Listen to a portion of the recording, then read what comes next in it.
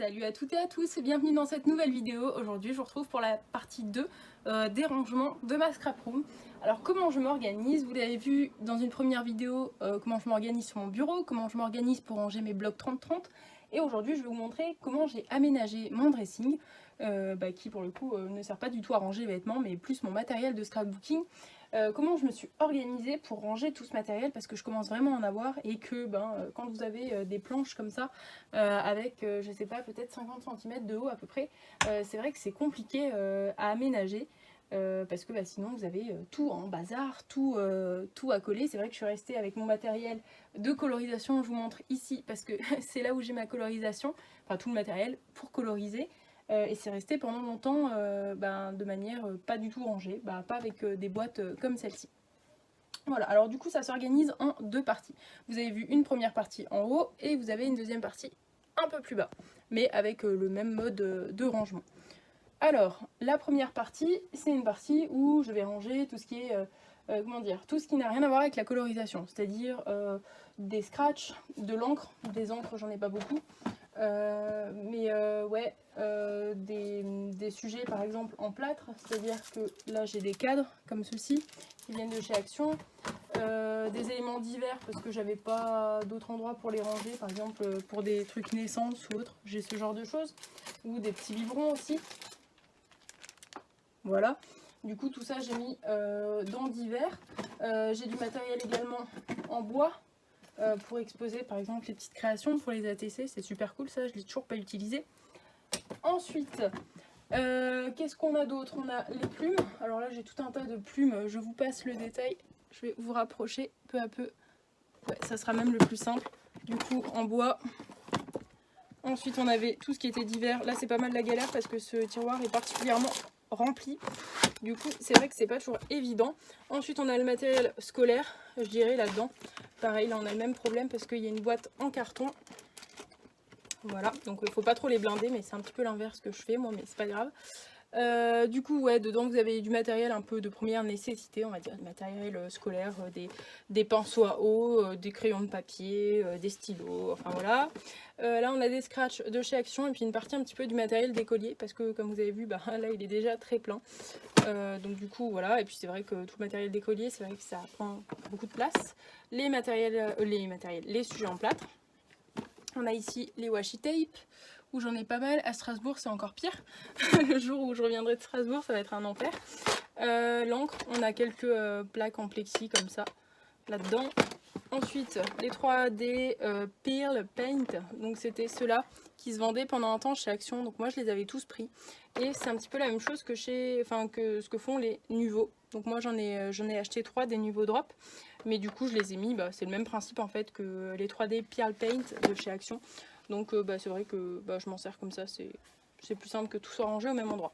Ensuite là on a un petit peu une étagère avec des trucs à échanger, c'est à dire que là j'ai des stylos bleus à échanger qui sont relativement jolis, des gommes qui sont avec des fruits dessus, etc. Pareil, ça se vendait chez Action à un moment. Des carnets de notes qui sont Disney ou non. Alors ça c'est un compartiment que je vous montre moins parce que c'est vrai que c'est des choses que je mets dans mes échanges. Du coup autant que ça soit une surprise pour les scrap copines. Pour passer ensuite à ce compartiment là, c'est vrai que c'est un petit peu bof pratique, mais bon, c'est vrai que je vais pas farfouiller souvent vers là-haut. Donc là j'ai un stock de colle. Donc moi j'adore la colle verte de chez Action, c'est ma colle favorite. J'utilise également les colles Créapatch, les Taquiglu, tout ça. Et puis j'ai des réserves de scotch tout simplement. J'ai des pinces de toutes sortes, des pinces pour l'hiver, des pinces roses, enfin voilà, des pinces à linge quoi. J'ai également des trombones, des gros trombones que ma marraine m'avait donné il y a quelques temps, on en a parlé cet après-midi d'ailleurs, donc elles étaient là marraine, elles étaient rangées. Voilà, donc là on a les pinces, on a rubans, dentelle, moi c'est vrai que j'adore les rubans, c'est quelque chose que j'adore, les rubans de chez Action, de ce style là par exemple, j'en achète beaucoup pour finir mes créations. Hop, ensuite on a des stickers, alors c'est vrai que moi j'utilise jamais ça par contre les stickers, j'en ai mais ça date du tout début où j'ai acheté chez Action, parce que j'aime pas trop les stickers en fait, j'aime pas coller juste simplement, je préfère faire un fond joli à moi et coloriser mes tamponnages Voilà, enfin, après je pense que c'est une question de goût et de préférence. J'ai des tissus autocollants, pareil, ça j'en utilise pas beaucoup. C'est quelque chose qui se vendait chez Action pendant un temps. Pareil, c'était surtout au début où je scrapais. Parce que maintenant je n'en achète plus. On évolue aussi, on achète moins chez Action. Et j'ai des pochettes en tissu de ce genre là. Hop. Enfin voilà, c'est des pochettes, j'en ai plusieurs. Je vais pas tout vous sortir. Mais du coup j'en ai de plusieurs couleurs. C'est vrai que j'en avais acheté chez Action. À un moment je m'étais dit pour une naissance, un baptême ou autre. Et puis en fin de compte c'est vrai que des fois j'en mets pour les scrap copines. Des fois elles m'en mettent. Du coup c'est vrai que les plus des fois je les range là-dedans. Quand j'ai des pochettes qui sont les mêmes. Je les range pas à part, hein, je les range avec les miennes. Voilà. Ensuite, je l'ai décalé tout à l'heure, vous avez vu, ça c'est mon bac à chute, il y en a vraiment beaucoup, même si ça réduit progressivement en soi. Donc je mets ça là-dedans, c'est une panière rien de plus classique qui vient de chez Action. Là j'ai, alors ça je le laisse tout le temps proche de moi, alors ça n'a rien à voir, c'est des tags pour un projet que je suis en train de faire. Là j'ai des blocs, je vais pas tout faire tomber, j'ai des blocs comme ceci que j'avais récupéré chez mes grands-parents qui appartenaient à ma marraine et donc je me suis même pas encore servi. C'est pour faire des croquis, il y en a un qui est plus épais, d'autres qui sont pour de l'aquarelle, etc. Donc c'est des plus petits blocs qui me serviront toujours en fait, mais que je me sers pas actuellement. Et j'ai tout un paquet de gorjuches, donc le jour où je fais un échange gorjuche, j'aurai ce qu'il faut. Oui, je viens de tout ramasser. J'avais fait ce projet qui était de collectionner les cartes gorjuches que je viens de vous montrer. Là, ce qui vient de tomber, c'est des cartes qu'il y avait chez Carrefour. Je viens de m'arracher les cheveux en même temps. Qu'il y avait chez Carrefour à un moment. Je crois que c'était ça. Enfin, c'était un album Panini ou je sais pas quoi. Enfin bon, ça, je sais que ça pourra toujours me servir des fois quand il y a des enfants qui viennent à la maison ou autre. C'est vrai que des fois, ils n'ont pas forcément envie de s'embêter à coloriser comme nous, hein. Donc au moins, ça fait quelques éléments à pouvoir coller au besoin. Donc c'est vrai que je mets tout le temps ça là. Et puis là vous l'avez pas vu mais j'ai un tapis vert. Je vous parlais dans une précédente vidéo que j'avais plusieurs tapis verts. C'est le deuxième tapis vert que j'ai ici. Ensuite, qu'est-ce que j'ai d'autre? Maintenant qu'on a passé en revue tous les tiroirs. Enfin tous les tiroirs de cet étage là. Ensuite là j'ai toute une collection de phototape. C'est vrai que c'est quelque chose que je me sers souvent. Je les trouve très bien. Après sur la durée je sais pas ce que ça vaut. Là j'ai tout un tas de verres qui me servent en fait de poids crayon et qui me servaient surtout de poids crayon il y a quelques semaines encore avant que je n'ai tous ces rangements en bas. Voilà, donc du coup pour l'instant ils sont là et puis le jour où j'aurai des crayons je les rangerai dedans tout simplement. S'il n'y a pas la place, là j'ai des autocollants qui sont relativement grands, pareil, dont je me sers pas trop. J'ai des magazines de scrapbooking, j'en ai pas mal. Ça c'est l'album dont je vous parlais, l'album Gorjuche. Moi je crois qu'il m'en manque une ou il est plein, je ne sais plus. Ça fait déjà quelques mois que c'est fini, hein, on va dire, cette collection là. On a un porte-document où je range mes dessins. Je dessine pas beaucoup en ce moment, mais c'est vrai que du coup j'ai quand même un porte-document pour ranger ça. Et j'ai un autre porte-document que j'utilise pour mettre mes fonds d'ATC par exemple, enfin mes fonds d'ATC, mes dos d'ATC, parce que je fais des dos d'ATC. Si vous n'avez pas vu ma précédente vidéo, c'est ce que je mets au dos de mes ATC pour mettre mes coordonnées et tout ça. Donc c'est vrai que quand je les imprime, je les prépare pas forcément de manière découpée, donc les planches, je les range dans ce porte-document là. Et j'y mets aussi des mots, par exemple, des fois quand c'est des mots à imprimer qu'il y a sur des sites internet, je les imprime et je les mets là-dedans. Quoi d'autre? Des fois il y a des patrons aussi que j'aimerais bien mettre dans un idéal, des patrons, des idées de boîtes, enfin des tutos ou autre. Ça je suis pas hyper régulière là-dessus, donc c'est ce que j'aimerais faire, mais ça serait dans un idéal.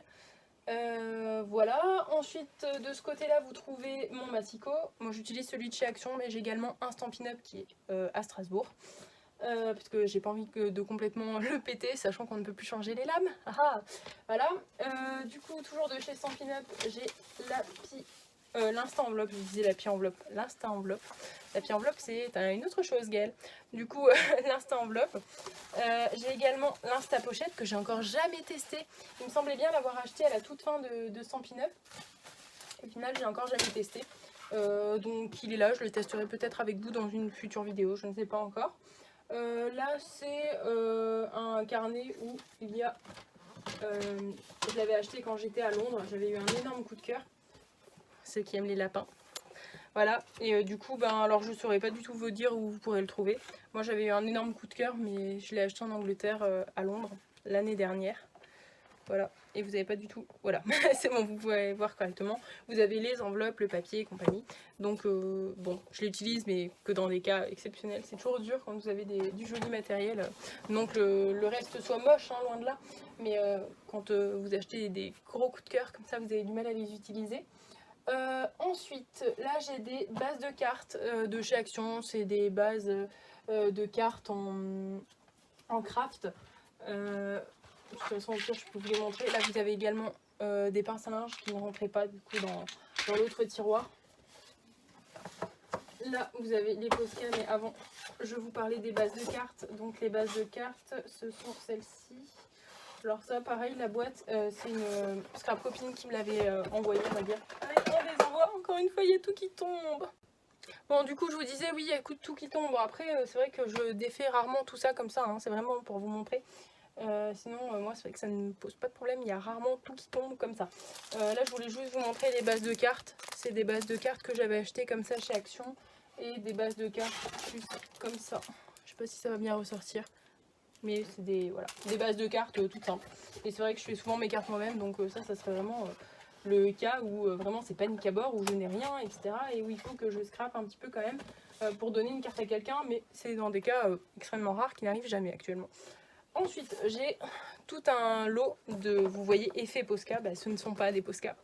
Je n'ai pas cette chance-là parce que ça coûte vraiment très cher. Et du coup, j'ai toute une boîte de Posca, mais version Action, où je les ai tous achetés. Là, il y a, enfin tous achetés, non, il y en a certains que j'ai pas achetés, là, que j'ai vu. Il y avait des lots de jaune où on ne savait plus qu'en faire. Donc du coup, bah, j'ai pris seulement les violets. Il y avait plusieurs nuances de violet, donc j'ai pris ceux-là, mais j'en avais déjà beaucoup.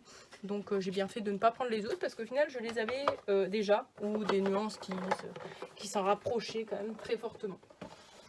Voilà, ensuite, là-dedans, j'ai tout un lot de tampons pas très pratiques que j'avais acheté au Leclerc. J'ai encore failli faire tomber. C'est vraiment, j'ai des pattes de poulet aujourd'hui. Hein. Voilà, du coup, ben, c'est là où je mets les tampons, lettres pour toi, tout ça. Il y a, ouais, c'est ça, de telle personne pour telle personne.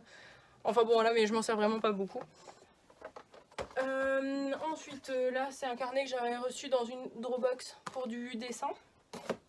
Là, j'ai des glitter shakers ou je sais pas quoi. Ouais, c'est ça, glitter shaker. Donc ça, c'est des poudres. Alors, je m'en suis pas encore servi, mais je sais que ça me sera utile un jour. Voilà, il y a des choses des fois que vous achetez, que vous utilisez pas tout de suite. Mais ça, je suis contente de les avoir prises parce que la preuve, c'est que chez Action, on n'en trouve plus actuellement. Voilà, donc du coup, je range tout là dessus. Il y avait d'abord ça et d'abord ça. Hop. Et ça allait aussi. Donc vous voyez, il y a tout qui passe tout pile. Dans un idéal, je souhaitais avoir que des boîtes de chez Kenzo. Vous savez, les boîtes de parfum. Ma maman se parfume avec ce parfum-là. Hashtag raconte ta life. Et du coup, bah, c'est vrai que ces boîtes-là, je les trouve super sympathiques. Mais ben, j'en avais 4 ou 5. Et vous le verrez dans la prochaine vidéo, du coup. Mais bah, j'ai tout mis dans ma dessert de chez Ikea. Parce que j'en avais besoin. Et que ben... je compléterai ça par la suite, quoi. C'est pas si grave que ça. Si là par exemple j'ai une boîte à chaussures à la place d'une boîte Kenzo, c'est un peu moins fun, mais bon, voilà. Vous avez quand même une boîte Kenzo. Non, même pas, c'est même pas Kenzo, ça c'était moi, c'était Giorgio Armani. Donc voilà, donc c'est même pas Kenzo, vous voyez. Là-dedans, je range. Je sais pas si ça va bien ressortir, mais je vais pas tout sortir justement. Voilà, et éviter de tout faire tomber. C'est des pochettes plastiques. Actuellement, elles débordent parce que j'ai rangé mes tampons dans des pochettes mieux, que vous verrez dans une prochaine vidéo. Elle est horrible cette phrase.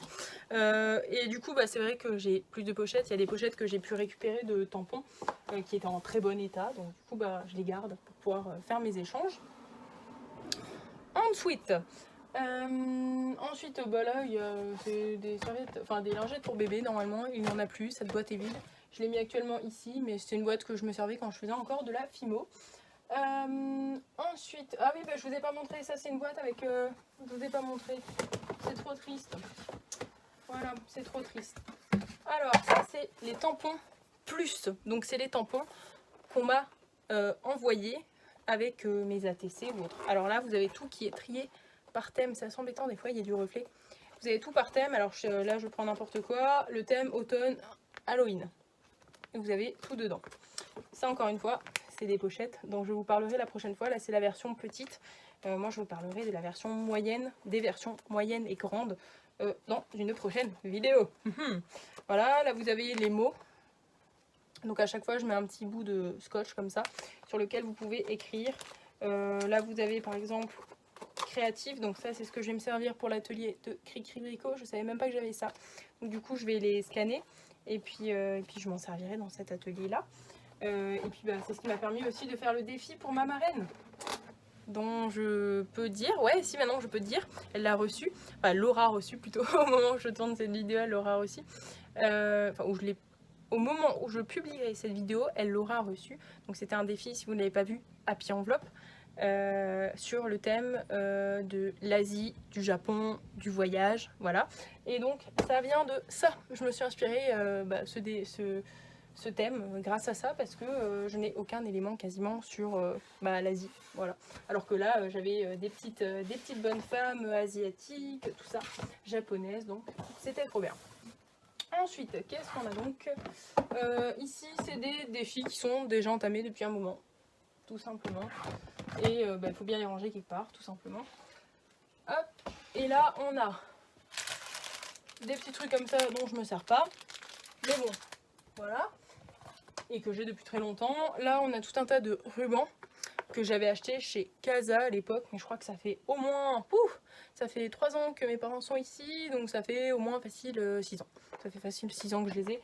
Et souvent j'aime bien quand j'ai des gros nœuds à faire, c'est toujours mon délire que vous avez vu tout à l'heure avec les rubans. J'ai un délire pour ces trucs là, faut pas chercher. Et ensuite on a toutes mes perfos de chez Action. Alors là tenez-vous bien parce que là il y en a plein. Voilà. Enfin bon, ça fait un moment que j'en ai pas acheté, hein, mais vous avez un petit peu de toutes sortes. Voilà, voilà. Je vous déballe pas tout, hein. Vous imaginez un petit peu si vous êtes addict de Action. Bon, il y a du pour et du contre hein, chez Action, mais comme vous l'avez vu dans cette vidéo, on apprend, parce qu'au début il y a des trucs qu'on achète, hashtag les tissus autocollants, et que vous n'utilisez pas. Du coup vous n'en achetez plus, tout simplement. Voilà, donc ça c'est rangé. Hop. Je remets ça en place. Et là, vous avez de nouveau tout qui est rangé, à l'exception de ce verre qui est tombé tout à l'heure. Donc ça, je ne vous l'ai pas dit, mais vous avez dû peut-être les reconnaître si vous allez souvent chez Action. Ce sont des boîtes de chez Action qui valent, je ne sais pas combien, mais pas bien cher. Moins de 5 € en tout cas, la boîte. Moi j'ai mis un moment avant de toutes les acquérir. Hein. Souvent, j'arrive à en avoir 3, 4. Ça m'est déjà arrivé d'en avoir 5 ou 6. Non, 5, ça m'est déjà arrivé d'en avoir 5 noirs d'un coup. Vous avez des coloris blanches, grises. Et puis moi, ce que j'adore sur ces boîtes, c'est qu'elles se défont. Tout simplement. Donc, voilà, vous prenez votre petite boîte et vous partez là où vous en avez besoin, tout simplement. Et puis vous le remettez. Bon, à condition de ne pas les blinder comme moi je le fais. Hein. Parce que moi, il y en a certaines qu'il va falloir clairement que j'allège. Hashtag matériel d'écolier. Parce que là, et là, vous voyez, ils s'ouvrent correctement. Donc, c'est une fois sur deux, quoi. Voilà, donc là on a fait la première étagère où vous avez tout vu finalement. Et là on va faire la deuxième partie. Je vais essayer de vous baisser. Maintenant je vous retrouve un petit peu plus bas avec tout ce qui est matériel de colorisation comme je vous l'ai dit tout à l'heure. Ça c'est un endroit qui est resté franchement pas rangé on va dire. J'avais d'abord rangé cette partie là, voir si c'était quelque chose qui me convenait. Et puis ensuite j'ai investi pour la suite. Et donc c'est resté pendant un moment avec que des pots comme ça pour tout ce que je vais vous montrer. Donc c'était vraiment un bazar sans nom. Donc qu'est-ce qu'on a?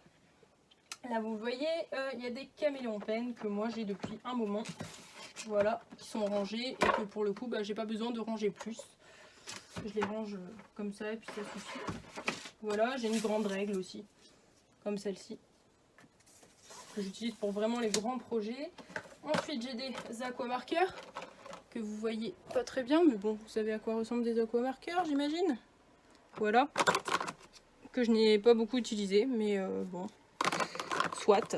Je les ai, donc il faudra que je les utilise quand même. Ensuite, là, j'ai tout ce qui est twin marker.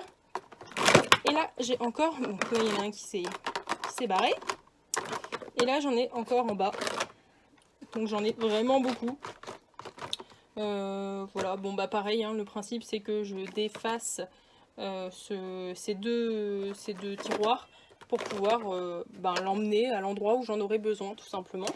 Ensuite nous avons un tiroir avec les Tombow et les stylos brillants. Les Tombow, moi je les ai pas encore beaucoup utilisés, même carrément pas, je les ai utilisés une fois pour écrire, mais à la base c'est fait pour coloriser. Que j'utiliserai forcément, hein, je les ai achetés, c'est fait pour. Mais c'est vrai quand on a beaucoup de matériel et qu'on n'est jamais à l'endroit où, tout votre matériel est, c'est-à-dire chez mes parents, c'est pas évident de tout utiliser. Ensuite chez Action j'avais acheté plutôt des stylos brillants. Alors là j'ai tout laissé dans une trousse pour éviter que les Tombow et les stylos brillants ne se mélangent. Là j'ai des paillettes, des yeux, voilà. Ensuite j'ai des crayons de couleur qui sont de chez Action, que pour le coup j'ai vraiment quantité de crayons de couleur qui sont vraiment mieux que ceux-ci, même si ceux-là vraiment ils ne payent pas de mine, il n'y a pas de problème. On arrive à s'en servir, ils rentrent bien, mais vraiment vous allez le voir, mais j'ai des crayons de couleur du coup qui sont de meilleure qualité, donc c'est évident que quand vous avez quelque chose de meilleure qualité, vous l'utilisez. Voilà, mais je les garde parce que ça peut toujours être utile, comme je disais, le jour où j'ai des petits qui viennent à la maison, et au moins j'ai de quoi leur donner, parce que c'est quand même dommage de leur donner le bon matériel. Ensuite, dans un futur, dans le prochain tiroir, tout simplement, je perds un petit peu mes mots, on a les brush marqueurs de chez Action, que je n'ai pas beaucoup utilisé non plus. Je crois qu'il y a beaucoup de personnes qui les ont et qui en ont été déçues. Après, moi je trouve que ça peut toujours être utile. Ensuite, on a les Sharpie, que j'avais reçu de ma mémé pour Noël. Et d'autres twin markers, mais un petit peu différents, c'est des twin markers gold. Vous avez un petit peu du rose gold aussi, enfin du rose gold ça veut rien dire, mais du rose brillant. Voilà, je sais pas si ça ressort bien. Et j'ai d'autres trucs que j'avais acheté chez Action où c'est des top liners qui étaient à 2,99 €. Non, c'était pas chez Action, il y a marqué Action en gros dessus, mais je les avais achetés en Allemagne. Voilà, donc là il y a déjà beaucoup de matériel pour coloriser. Là il y a des paillettes mais en tube, donc j'avais dû acheter chez Action finalement. Ensuite on a des pigments e-zinc, donc ça c'est des pigments que j'avais acheté à Cultura. Voilà, il y a également des pigments qui viennent de chez Rougier et Pire que j'avais eu dans une box de tuto draw. Donc c'est des encres acryliques, donc là j'en ai pas mal, hein. Enfin pas mal, quelques-unes plutôt, j'en ai quelques-unes, mais c'est vrai que bon, il y a les couleurs primaires, donc c'est le principal. C'est un matériel, ceci dit, qui m'avait plu, hein. C'est juste que je trouve que c'est un petit peu foncé, et c'est vrai que moi je préfère tout ce qui est aquarellable, mais c'est vrai que pour faire des fonds ça reste quand même très pratique. C'est plus ces sprays là dont je me sers, qui sont des sprays acryliques, mais dont je les utilise pour faire un petit peu de l'aquarelle en fait, ou mousse à raser ou autre. Enfin, ok, l'acrylique ça ne s'étale pas, mais je l'utilise pour faire des fonds de mousse à raser. Voilà, et puis avec de l'eau, je les spritz, etc. Je mets de l'eau dessus avec un petit vaporisateur. Ensuite, on a peinture aqua liquide, solide et crayon. Donc du coup ça c'est tout ce qui est aquarellable. Watercolor liquide, c'était vendu chez Action. Je vais essayer à une main, c'est pas toujours évident. Donc c'était ça. Voilà, et j'ai le même modèle en bleu, vert. Ensuite j'ai des pots de peinture aquarelle. J'ai des pots de peinture aquarelle que j'avais achetés, alors je ne sais plus du tout où je les avais achetés. Là je ne veux pas dire de bêtises, je ne sais plus où je les avais achetés. Et on a des crayons aquarelle aussi que j'avais achetés chez Action par contre. Ensuite on a des tubes de peinture. Je ne vais pas ouvrir outre mesure, c'est les tubes de peinture de chez Action qui sont particulièrement grands. Voilà. Bon, ça permet qu'ils soient rangés. Et ensuite on a d'autres tubes de peinture. Donc là c'est vraiment full peinture quoi. Ensuite, on a un petit pot avec des crayons tout simple, des pinceaux. On a encore des pinceaux ici. J'ai également, c'est le rouleau que j'utilise pour marquer dessus, comme vous avez pu le voir là sur les boîtes ou autres. J'utilise pas mal ça. Les pinceaux, encore de la peinture. C'est vrai que je suis pas trop peinture en ce moment, du coup je les utilise pas trop en ce moment. Mais je les utilisais beaucoup quand j'étais un petit peu plus jeune, enfin... début de l'adolescence, pardon, vers 12 ans, je faisais beaucoup de peinture. Ensuite, on a en continuité avec les twin markers, feutres à alcool, et on a les vrais feutres à alcool. Alors là, j'ai des pochettes avec plein de feutres à alcool. Voilà. Attendez, je vais vous poser, ça va être le plus simple. Hop, que je puisse vous montrer. Et puis bah là, du coup, c'est des tétra-alcool, des Pro Marker, hein, c'est une bonne marque. Parce qu'à un moment, je m'étais pas mal lancée dans le dessin, donc bah voilà, j'en ai pas mal là-dedans. J'en ai un kit qui est encore neuf, que j'avais reçu dans une Drawbox. Et là, on a une petite pochette rangement que mes grands-parents m'avaient offert, Winsor & Newton. Donc c'est la marque des Pro Marker. Vous pouvez ranger vos Pro Marker. Voilà. Hop. Donc c'est les couleurs primaires finalement. Après, au début, je pensais en acheter plein des comme ça, mais elles prennent quand même beaucoup de place, je trouve. Enfin, pas énormément non plus, hein, mais je trouve qu'elles prennent quand même de la place et c'est plus simple de ranger directement dans cette pochette-là. Ensuite, niveau colorisation, je vous disais que j'étais pas à plaindre, hein. Vous avez déjà vu beaucoup de trucs là actuellement. Cette fois, nous avons les Faber-Castell que j'avais acheté chez Rougier & Play avec un bon. Un bon cadeau que j'avais eu avec une box tuto draw de 5 €. Ça c'est mes Faber-Castell, mes Gold Faber Aqua. C'est mes premiers crayons de couleur aquarellables que j'ai vraiment kiffé, on va dire, que j'ai adoré. Donc moi je les aime bien, franchement je les aime beaucoup. Je vais faire prochainement un test pour les confronter à mes Neocolor 2, les imbattables. Voilà. Mes très chers petits, j'ai dû vous les prendre parce qu'ils étaient dans ma desserte Ikea, donc vous allez les revoir la prochaine fois. Donc voilà, je les avais déjà présentés en vidéo, je vous mets la vidéo en description si vous souhaitez savoir comment on s'en sert et ce que c'est exactement. Ensuite, au niveau des crayons de couleur, on a encore beaucoup de choses ici, j'ai vraiment beaucoup de matériel, hein. Je vous disais, au niveau de tout ce qui est colorisation, j'en manque vraiment pas. Alors ça, j'avais reçu dans une box de tuto draw tout au début, donc c'est des crayons de couleur qui sont très bien, des Stabilo. On a ensuite des Faber-Castell, cette boîte-ci, et j'ai encore des Faber-Castell, une boîte plus grande, qui est vraiment très grande, je vais essayer de vous la montrer. Pour ceux qui souhaitent acquérir des crayons de couleur, elle est vraiment tip top, hein. Si j'ouvre par le bon endroit, c'est mieux. Si vous souhaitez acquérir des crayons de couleur, les Faber-Castell ils sont top. Après moi je trouve que pour avoir des bons crayons de couleur, vaut mieux économiser et en avoir des bons plutôt que d'acheter n'importe quoi et finalement c'est un peu dommage quoi. Hop. Voilà, vous avez ça et de l'autre côté. Voilà, donc vous avez vraiment plein de couleurs. Je remettrai tout ça après en fin de vidéo. Ensuite, j'ai ceux-là qui viennent de chez Action. Ils y étaient tout au début, je ne sais pas s'ils y sont encore. Pareil, très peu utilisés. Du coup, ça fait partie du même lot, on va dire. Pour moi, hein, dans la catégorie, ça fait partie de la même chose que ça, c'est-à-dire qu'ils sont bien, mais à partir du moment où j'ai du matériel qui est mieux, je vois pas l'intérêt d'utiliser ceux-là.